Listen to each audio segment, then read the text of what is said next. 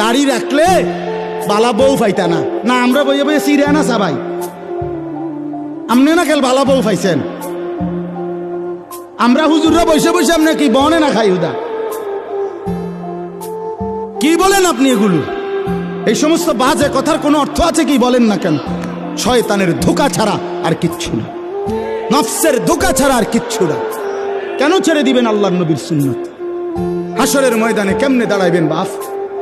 নবীজি সাল্লাল্লাহু আলাইহি সাল্লাম জিজ্ঞেস করবে, উম্মত 23টা বছরে আমি তোর কাছে ইসলাম বুঝাবার জন্য পিঠটা ঝাঁঝরা করে ফেলেছি তায়েফের পাথরের আঘাতে। আমি পেটে 2টা পাথর বাঁধছি ক্ষুধার কষ্টে। আমি দান দান শহীদ করেছি উহুদের ময়দানে। আমার এত কষ্ট, এত রক্ত, আমার এত চোখের পানি, আমার দিবারাত্রির এত কান্না, বিনিময়ে তুমি এটা কি নিয়ে আসলে? তখন কি বলবেন? কি বলবেন বাবা?